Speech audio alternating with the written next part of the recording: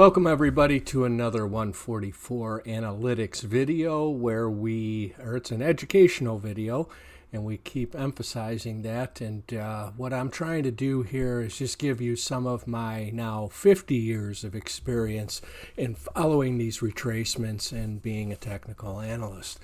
The retracements we'll just go over quickly as we usually do. Just there's some basic rules that 23% retracement is your strongest or weakest market, and that market should move quickly away from those levels and go on to a new high and or new low in a bear market.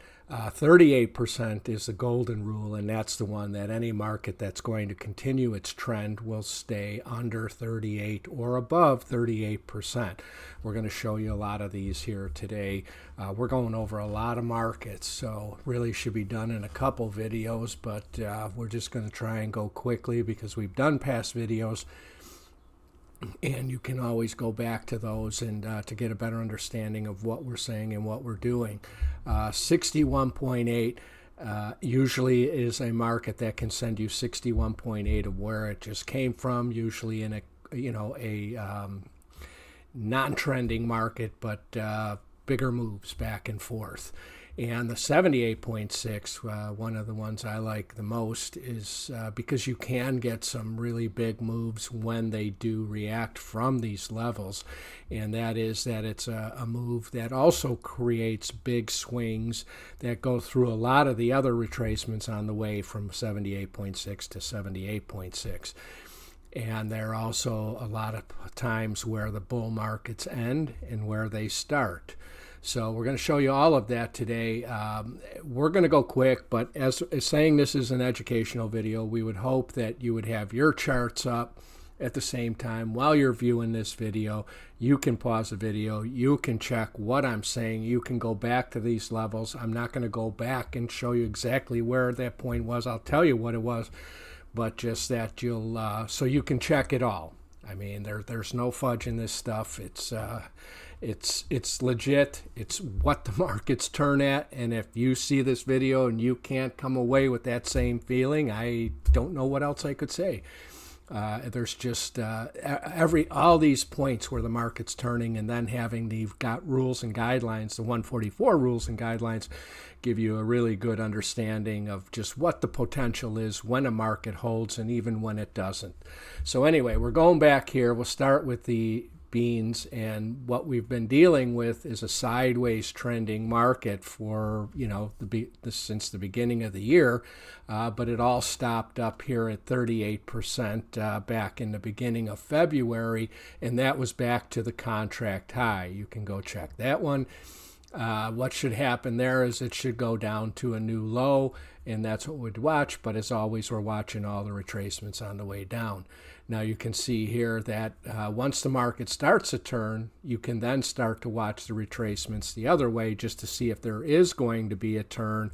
And like we say, we watch every retracement because regardless of what the long-term target is, just to see if there's any other indications of a market turning. So in this case, it went down, hit the Gann square here, came back up 38%. So you not only know this thing saying it should go lower, but the fact that it could only go 38 sent it lower again. Now this 38 did nothing for the market, held it for a couple days, and then on it went down to 61.8.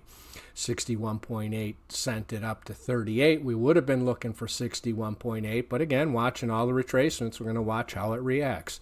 So it sent it down, got a trade above it here, then back down, then it went to 78.6.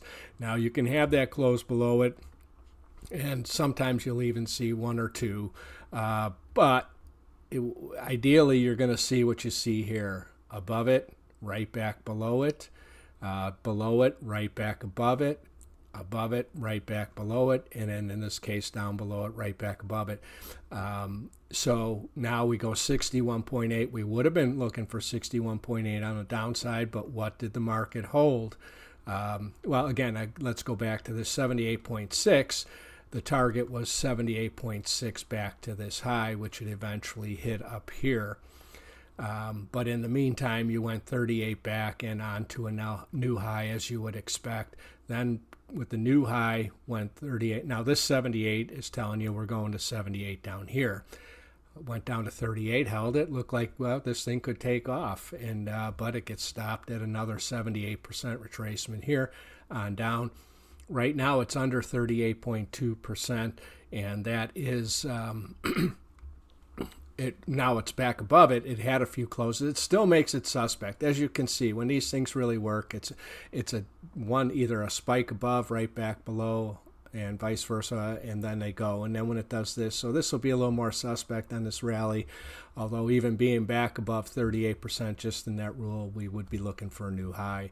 But ideally up here at 1070 on that, and any failure to make even get above this 1056 half Gann square can probably or will have a good chance at sending it down to 78.6 to complete that.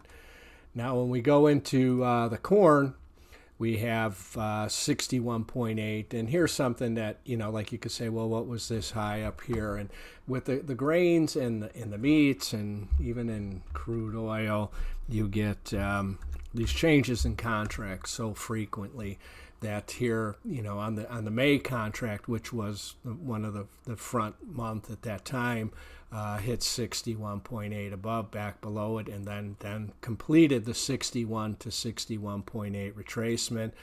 Again, not taking out, they double bottom in here, but then it ended up getting up to 61.8 here.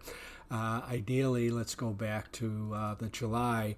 This market's in a downtrend, and we would love nothing more than that to reverse, just for everybody's concern, that we get some action here, more volatility. But again, these are the numbers, and they're you can't ignore them, and you can wish, hope, and pray that something changes. But until these levels get taken out, there's nothing's changing. So ideally, up in here, we're looking at 468 is what this market needs to get above to turn the short-term trend positive. Now in wheat, we go back, and this is back to the contract high, 38%, and then here also was 78.6 of this move here. Again, saying the trend is down. What happens here? The attempt to rally, spike above. This one wasn't as clean, but 2 days above it and then back below it, and onto a new low. Then it goes cleanly to 38%, onto a new low. Where does it rally then from there? But 38 back to this high, keeping the trend negative, and also hit a major Gann square. This we're sitting on this major Gann square, and again, we're looking for this area to get taken out, just following the 144 rules and guidelines to turn the market positive. Now, on the other side of these, all the grains being in the downtrend, we have the cattle and the feeder cattle, and all of these markets. These are the markets that we cover for premium members that has a subscription right now. And we'll get into the gold, oil, and S&P and Bitcoin in a second. But again, here, what are we looking at that's saying, why is this market positive? Well, what are all these setbacks that are what it's doing? It's just 23%, makes a new high, goes on, 23%, holds it again. What does it do up here? It gets through there, but holds 38. You see how it is, nice and clean? Big plunge below it, but the close is back above it, and on they go to new highs, as you would expect. Once again, what does it do here? Comes off, goes 38%, once again trades under it. These are the ideal things you're looking for, not like we just saw in beans where it's 3-4 days, which also makes it a little suspect as to, is it really going to rally once it gets back above that? So that's why we watch the retracements on the other side. Now here's something that's interesting. Like we said, that what the 78.6 retracement, these are the ones that really are nice when they kick in, and that is that they're in a smaller time frame and a smaller price thing. Usually you can get very quick moves off of this when they kick in. So again, what did we have? We had a nice spike up to the 78.6, failure to make a new high after staying well above 23.6, keeping the market very positive for right now. But just know that this 78.6, can you send you 78.6 just back to this and here, and that would be the first target when following the rules. And the second is that it can be the end of the bull market, which will be determined here very soon just by if it reacts to this or not. So that is very that's an interesting one to watch, and so is this one because it's the feeder cattle. Same situation. The other months all held their retracements coming up here, but like I said, these things roll over so often that back if we went into the May and that we'd see where these lows were holding retracements. So but here this market just on the contract high and low held 38%. In this big plunge down, you got to know where these levels are because they're just going to tell you this looks like craziness here, to come off what, 93, 293, 294, almost $20. And, is the world ending? And then what does it do but just come down and hold 38%? Where does it go? On to new highs. And then, when things really get strong and tight and you can say, you can go here and you're like, wow, we're not even near 23%. But then you take your secondary most important move here, and that was this spike down. And what did they do but 38%? And of that move, and here we are now up at 78. Also a nice clean move up to there and closing lower. So this again, keep your eye on this area because if this, it could either just send it back into the 78 back the other way, which will take you back into this 38, and or sends this thing as far as 38 back of the whole move down in here. So those are some things to keep an eye on the feeders and live cattle. And then we go into, the August hogs here. You can see where a 61.8 retracement on our nearby chart took a 61.8 down here, wide swings. Again, when you go back into the May contract, or not the May, the April, and that you'll see where the retracements were cleaner, and that even down in this bottom here, you can go to June, and it was 78.6, this low down here, and we're still looking for, it got pretty close to it, was 78.6 the other way. And the setback to start here went exactly 38. So still looking for it to complete this up here. But when you go to the August, much stronger market, held 23% here. Again, we'd hope you'd be doing these things for yourself. That's the whole point of the education here on these numbers. 23% down, very strong market when they hold that. And then once again here. And what happens are two very, very quick moves up, and so that's it for the grain and livestock. Now here's something else that we are about to do. I mean, if you're following these markets, we'd hope you become a premium member, get all of these levels well ahead of time, and just that you'd subscribe. That would be a great thing. But here now we're going into something we're covering for free at the moment, and that is the gold, oil, S&P, and Bitcoin. So again, we come back into here what's important. This market that's just been, crazy up, but where are all the setbacks? I mean, I can't say this enough. If a market has a trend, it's going to do this again and again and again. And this is it. I mean, I'm telling you, 50 years of watching these markets, that I don't know of anything, one single method that can give you as much important information in it than the Fibonacci retracements with our rules and guidelines as to how these markets are moving. When you can have all your other reasons, but fundamentally or even technically, but just have this as your base to understand, is this market really moving? What's the important levels to watch? This was 23 back to the 2022 low, or actually, yeah, I believe that's what it was, but it's 38%. We usually, when these contracts roll like this and you get all these dots back here, we tend to go into the continuation of that chart of that month, and that's kind of that is a Gann thing, because of those constant turnovers, that you need some continuity in there, and that usually comes from a continuation chart within that same month. So this was 38 back, sat here for a while, but went on to new highs. Now you can see how strong this market really became, because now we can't even go further back. We have to go just even right here, and again, a spike, close below it, right back above it, a quick move to new highs. Then again, what happens here? But we come 38 back, held that perfectly. Where do we go? Quickly on to new highs in here.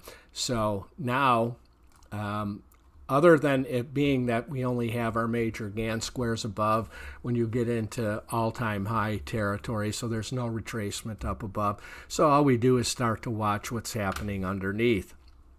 In this case, it went to 23 in here, but didn't rally, came back down. But here's where we're watching the retracements, on both sides, and that is what ended this market here.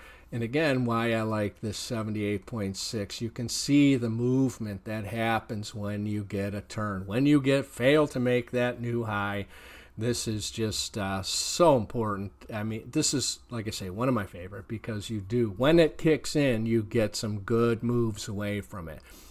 But here's what happened. It went down. Hit the first target, which was 78.6 the other way, and then on to 38. Held it. You see a nice spike below it. This one held it perfectly. This one had a close below it. This one traded below, held here.